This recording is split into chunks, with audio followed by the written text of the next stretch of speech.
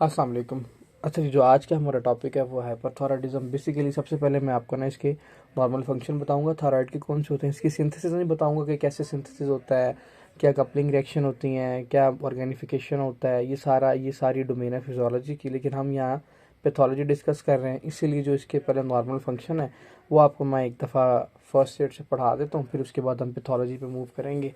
वो फिर काफ़ी ईजी हो जाएगी। देखें, हमारी बॉडी में T4 और T3 प्रेजेंट होता है ना। जो T3 है ना, ये एक्टिव फॉर्म है, ठीक है। और जो T4 है ये भी चेंज होता है किसमें, T3 में, with the help of 5D iodinase enzyme की मदद से, ठीक है।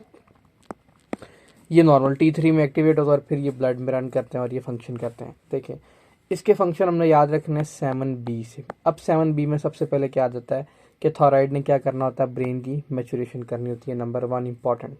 दूसरा, इसने क्या करना होता है, बोन्स की ग्रोथ करनी होती है।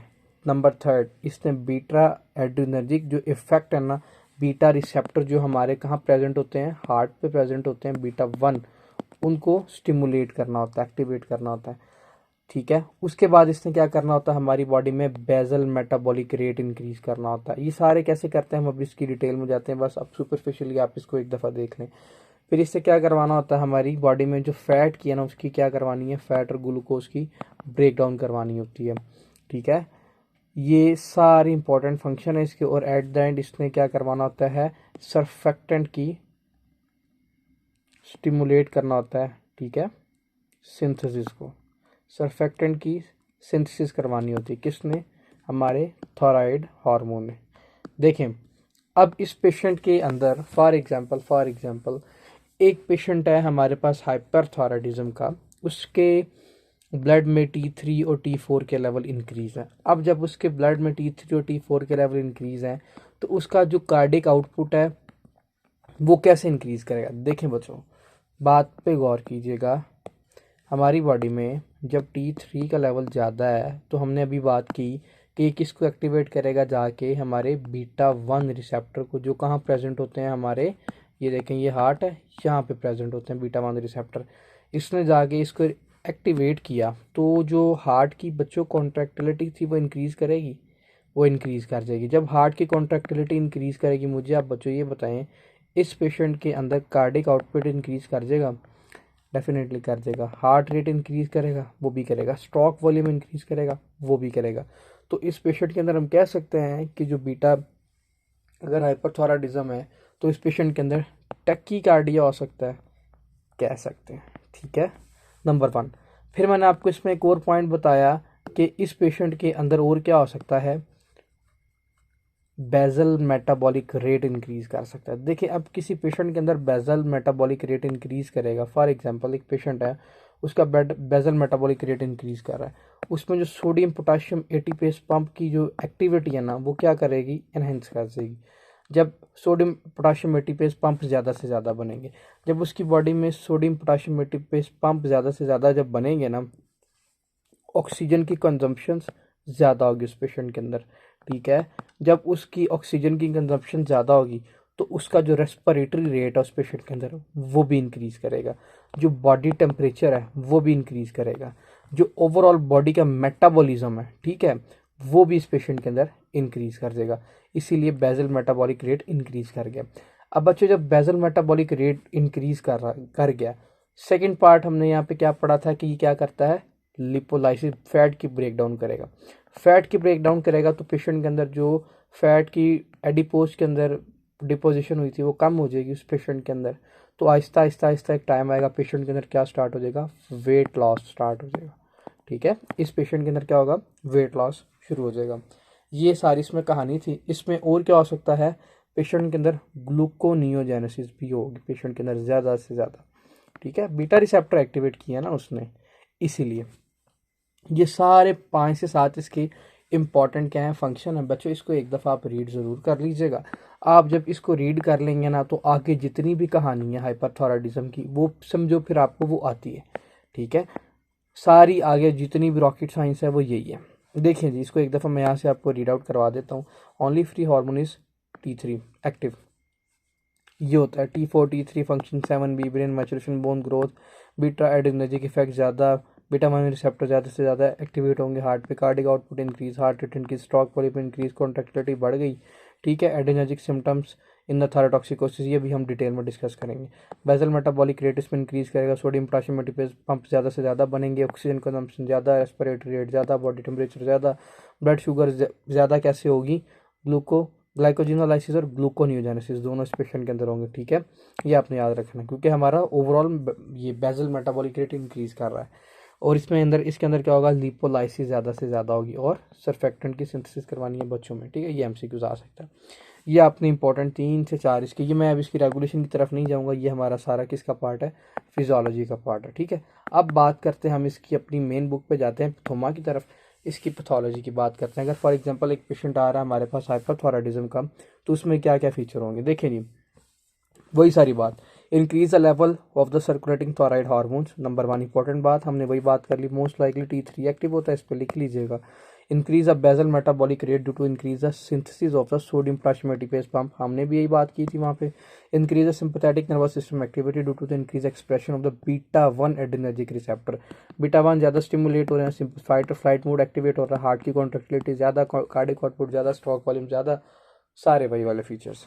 क्लिनिकल फीचर क्या हो सकते हैं बच्चे, ये देखिए, weight loss despite increase appetite, इस पेशेंट के अंदर जब बेसल मेटाबॉलिक रेट इंक्रीज कर गया तो उसको भूख ज़्यादा लगेगी, ठीक है। अब इस पेशेंट के अंदर वेट लॉस क्यों हो रहा है, इस पेशेंट के अंदर लिपोलाइसिस भी तो बच्चों साथ हो रही है ना, ठीक है। और इस पेशेंट के में वेट लॉस क्यों होगा, ग्लूकोनियोजेनेसिस हो रही है इस पेशेंट के अंदर, उसकी वजह से भी वेट लॉस हो सकता है। और ओवरऑल मेटाबॉलिज्म भी काफ़ी फास्ट है, इसीलिए इस पेशेंट के अंदर वेट लॉस देखेंगे हम, किस पेशेंट के अंदर, हाइपरथायराइडिज्म वाले पेशेंट के अंदर बच्चों। उसके बाद देखें हमारा सिंपैथेटिक सिस्टम एक्टिवेट हो गया, ठीक है। सिंपैथेटिक सिस्टम के हमारा एक ही एक्सेप्शनल केस था ना, जो हमारे स्वेट ग्लैंड को कौन सप्लाई करता था, सिंपैथेटिक। इसके प्री साइनेप्टिक पे भी हमारा एसिटाइलकोलिन होता था और पोस्ट पे भी, ये हमारा एक्सेप्शनल केस था ना। हम एएनएस की बात करें, बेसिक्स की बात करें, ऑटोनॉमिक नर्वस सिस्टम की बात करें, प्री पे एसिटाइलकोलिन हमारे पास होता था, ठीक है। और पोस्ट पे हमारे पास नॉर्मली सिंपैथेटिक के केस में यहाँ पे डोपामीन होता था या नॉरएपिनेफ्रिन या एपिनेफ्रिन रिलीज होता था, कहाँ से, सिंपैथेटिक के केस में।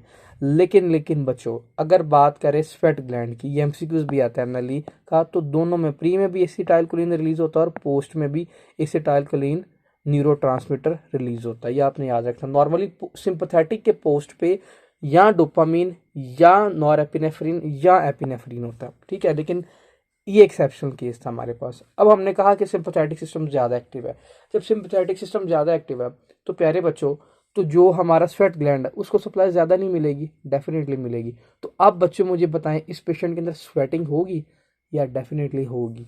इस पेशेंट के अंदर हीट इंटॉलरेंस होगी, डेफिनेटली इस पेशेंट के अंदर हीट इंटॉलरेंस भी होगी, ठीक है। एग्जामिनर पूछे हीट इंटॉलरेंस क्यों हो रही है, तो आपने उसको कंप्लीट ये आंसर देना, ठीक है। स्वेटिंग कैसे हो रही है फिर भी बताना।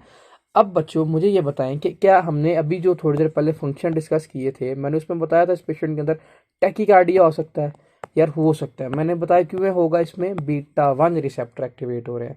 और इस पेशेंट के अंदर क्या होगा, कार्डिक आउटपुट कैसे इंक्रीज कर रही थी वो भी बताया, हार्ट की कॉन्ट्रैक्टिलिटी इंक्रीज है, तो बच्चों जो कार्डिक आउटपुट है, जो वॉल्यूम बाहर फेंकेगा हार्ट ज़्यादा से ज़्यादा, तो वो भी ज़्यादा फेंकेगा। देखिए इस पेशेंट के अंदर एरिदमिया भी हो सकता है बच्चों। अब देखिए जी, इस पेशेंट के अंदर एरिदमिया क्यों हो रहा है, टैकीकार्डिया कंटिन्यूसली, ये देखें बीटा 1 रिसेप्टर एक्टिवेट हो रहे हैं, स्टिमुलेट हो रहे हैं, कॉन्ट्रैक्टिलिटी करवाई जा रहा है, एक टाइम आएगा टैकीकार्डिया किस में चेंज हो जाएगा, एरिदमिया, अब नॉर्मल हो जाएगा सारा, ठीक है। इसीलिए इस पेशेंट के अंदर क्या स्टार्ट हो जाएगा, एरिदमिया स्टार्ट हो जाएगा, एट्रियल फिब्रिलेशन स्टार्ट हो जाएगी, ठीक है।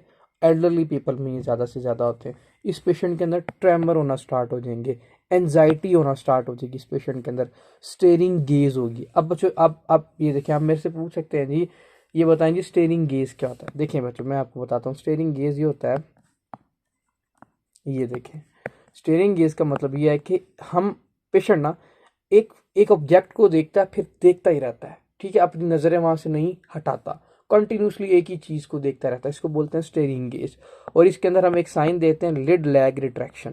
बच्चों लिड लैग रिट्रैक्शन पता क्या होता है, हमारे जो सुपीरियर पाल्पेब्राई मसल है ना, उनको जाके फॉर एग्जांपल ये आई थी जो यहाँ पे सुपीरियर पाल्पेब्राई मसल है, ठीक है, यहाँ पे सिंपैथेटिक सप्लाई आती है, ठीक है। जब सिंपैथेटिक सप्लाई आती है तो इसको वो क्या कर देती है, ऐसे रेज कर देती है, हमारी ऐसे आईब्रो कट, ये ऊपर से जो सुपीरियर पल्पेब्राई मसल ऐसे खड़ा हो जाता है ऐसे, ठीक है। लेकिन जो हमारा यहाँ पे गेज पड़ा होता है ना, ये आंख, ये वाला, ये डाउनवर्ड चले जाता है, ठीक है, ये ऊपर चले जाता है। इसको हम बोलते हैं लिड लैग, ठीक है, लिड लैग साइन बोलते हैं बच्चों इसको। समझ में आ गई, ये भी एक दफ़ा आप देख लीजिएगा। अब देखें जो जीआईटी की वो है सप्लाई है, बेसल मेटाबॉलिक रेट तो बढ़ रहा है, तो जीआईटी भी की भी मोटेलिटी क्या करेगी इस पेशेंट के अंदर, इंक्रीज करेगी, ठीक है।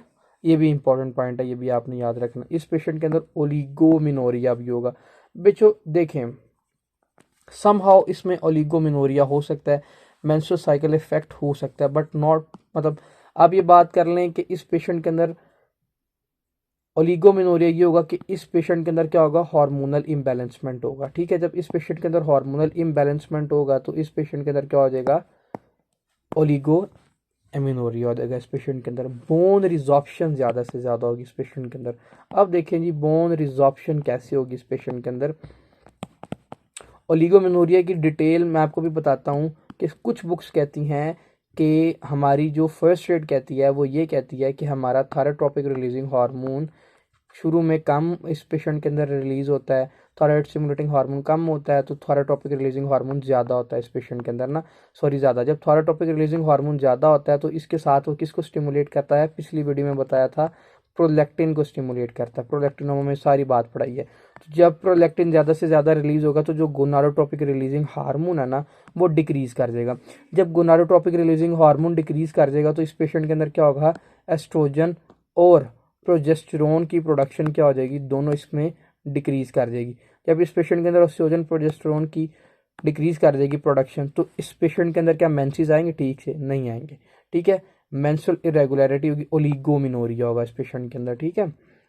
ये सारी आपने कहानी याद रखनी है। कैसे मैंने आपको बताई, ये थोड़ा सा रफ हो गया, मैं इसको एक दफ़ा नीट करके बताता हूँ आपको। देखें थायरोट्रोपिक रिलीजिंग हार्मोन रिलीज हुआ, ठीक है, उसने क्या किया, प्रोलैक्टिन को रिलीज करवाया, ठीक है। फिर उसने क्या किया आगे से, गोनाडोट्रोपिक रिलीजिंग हार्मोन की प्रोडक्शन को क्या कर दिया, डिक्रीज कर दिया। इस पेशेंट के अंदर जो एस्ट्रोजन और प्रोजेस्टेरोन है वो क्या करेंगे, डिक्रीज कर देंगे। एस्ट्रोजन प्रोजेस्टेरोन डिक्रीज कर देंगे तो इस पेशेंट के अंदर क्या मेंस्ट्रुअल साइकिल ठीक चलेगा, नहीं चलेगा, ओलिगोमिनोरिया हो जाएगा इस पेशेंट के अंदर, ठीक है। मेंस जो पीरियड्स हैं वो कम आएंगे, ठीक है। ऐसे इस पेशेंट के अंदर ओलिगोमिनोरिया होगा। मैंने आपको आगे जाके बताना था लेकिन इधर ही हमने इसको कवर कर लिया। और इस पेशेंट के अंदर क्या होगा, क्या इस पेशेंट के अंदर बोन रिजॉर्प्शन हो सकती है, डेफिनेटली हो सकती है। हमने उधर पढ़ा ना पीछे इसके फंक्शन में, बोन रिजॉर्प्शन होगी। अब मुझे ये बताएं, रिजॉर्प्शन की वजह से जो कैल्शियम है वो बोन से निकलेगा, बोन टूटेंगी, तो क्या इस पेशेंट के अंदर हम हाइपर कैल्सीमिया देख सकते हैं, हम देख सकते हैं। हाइपरथायराइडिज्म के पेशेंट में हम हाइपर कैल्सीमिया भी देख सकते हैं और ओस्टियोपोरोसिस भी देख सकते हैं, उसकी हड्डियाँ टूटेंगी भी उतनी ज़्यादा, ठीक है बच्चों। ये इंपॉर्टेंट पॉइंट है, ये यहाँ पे मेंशन किया उन्होंने। Decrease muscle mass with weakness होगी। हाइपोकोलेस्टेरोलीमिया, इस पेशेंट का जो कोलेस्ट्रोल का लेवल है वो क्या करेगा, डिक्रीज कर देगा इस पेशेंट के अंदर, ठीक है। ये भी इंपॉर्टेंट पॉइंट है कि हाइपर कोलेस्ट्रोलीमिया किस में होता है और हाइपो किस में होता है। जो आपका हाइपो होता है वो होता है हाइपरथायराइडिज्म के अंदर होता है हाइपो, ठीक है। और मैंने आपको इसमें क्या इंपॉर्टेंट इसका फीचर बताया था, इस पेशेंट के अंदर क्या होता है, ग्लूकोनियोजेनेसिस होती है, ठीक है। ग्लूकोनियोजेनेसिस क्या होता है बच्चों, नॉन कार्ब से ब्रेक डाउन होना। नॉन कार्ब से कौन कौन से होते हैं, प्रोटीन हो सकती हैं या फैट्स होती हैं, उनकी ब्रेक डाउन होगी, उससे क्या बनेगी, ग्लूकोज बनेगी, ठीक है। ये सारे हाइपरथायराइडिज्म के क्या थे, क्लिनिकल फीचर। अब हम बात करते हैं बच्चों किसकी, इसके कॉज